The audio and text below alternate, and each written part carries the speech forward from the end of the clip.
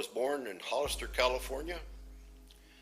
I was raised up in Riverside, in the east side of Riverside. I grew up having a good family life. And when I turned a teenager, I started being terrible. I was terrible for up until the age of 17. I did a lot of stuff in my life that I wasn't proud of. I did a little bit in Vietnam, and I did some terrible things over there. And this is why when God came into my life, my world changed. When I came home in '67, I met my wife. We got married, and I was okay for about a year, and then I started to drink and started chasing around again, doing horrible things again. And my life was miserable after that. I didn't know my kids. It was terrible. I wouldn't come home, staying out drinking, just spending all the money that I could, because I had money coming from the veterans and I had my job. And it was a terrible thing to have money and not have no respect for people. And one day on Christmas, I went out drinking. I didn't come home, and my wife was crying, and she was arguing with me. But I'm a person that those days I didn't argue back. I never hit my wife. Never did I touch my wife. Never, even though I was the way I was. One day, I came home from a big drunk. It was Christmas. I didn't come home that night. I came home the next day. And it was like 2 or 3 o'clock in the morning. And I don't like to talk about what I was doing. It was bad. It was all bad. And my wife was fighting with me. So I went and got in my bed. And then I couldn't sleep with my wife, so I went into the kids' room, I remember. And there I was struggling with myself, but I was drunk, and I wanted to go to sleep, and I was trying to sleep, and something kept bugging me. At first, there was a little light right on the corner of the wall and the ceiling, a small light, and I was looking at this small light. I said, "What is that?" And I said, "It's nothing." And so I closed my eyes, and the light got bigger. And I opened my eyes, and that sort of shook me. And I closed my eyes, and I could hear somebody talking to me. It was telling me, "Call up the person you hate the most, for you may not wake up to see tomorrow." And I thought to myself, man, am I going to die? Is this what happens to people before they die? That their whole lives are revealed before their very eyes? So with that, I got up and went to the bedroom where my wife was at. And I went and got in bed, and she turned her back on me because she was mad. And I was just sitting there thinking about what this light said. I told my wife, I pushed her, I told her, "Jovita, there's a light," and it spoke to me. And my wife didn't know what to make of it. None of us knew, because we didn't know nothing about Christ. We used to go to church. I used to go to church just to look at the girls back in those days.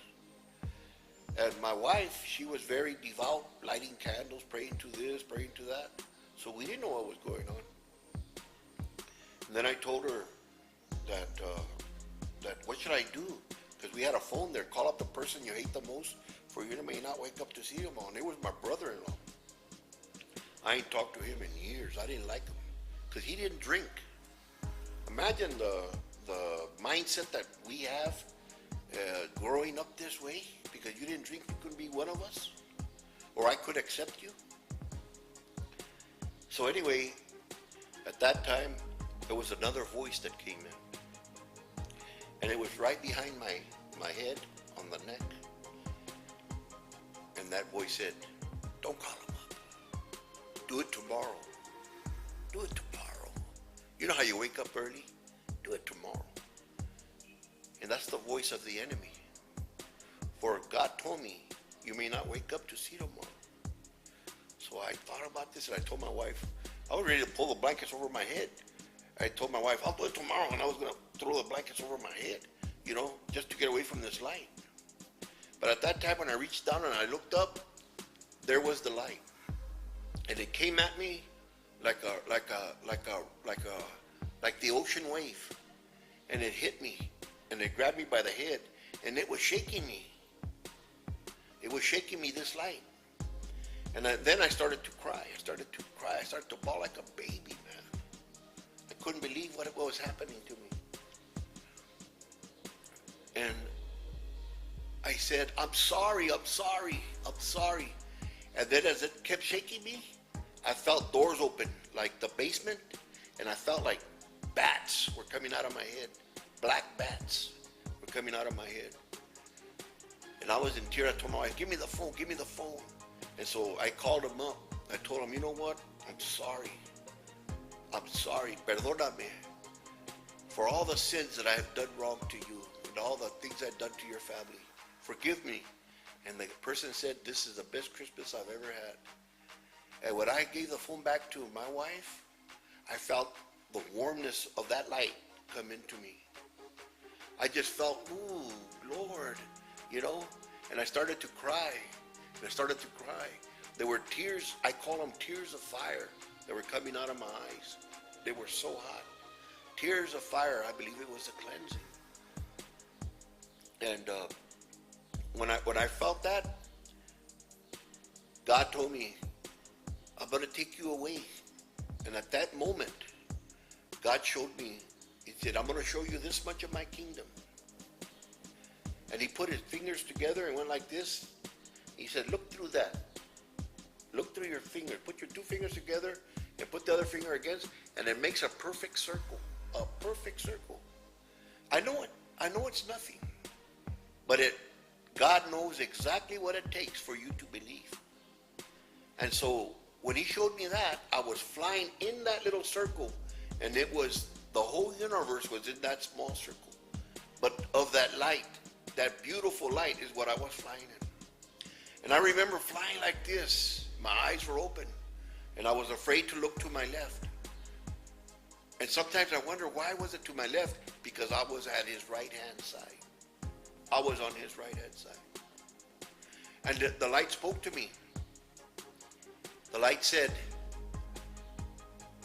that pay all your bills, because I owed some cantinas, bars and beer that I used to get.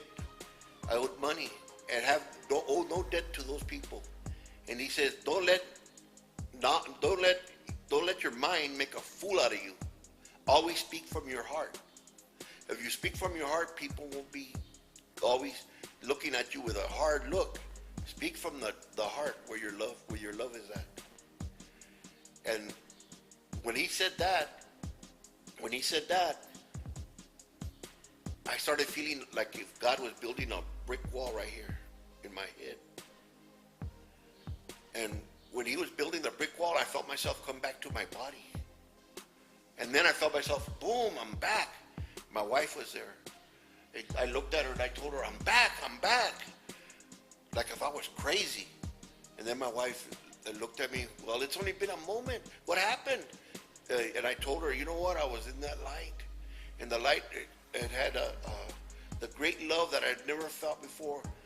And the only way I can express it is the love of God is immeasurable. Life in Christ has been the best. I've seen a big change in me. I've seen the change in my family. And I'm thankful to God each and every day that I live.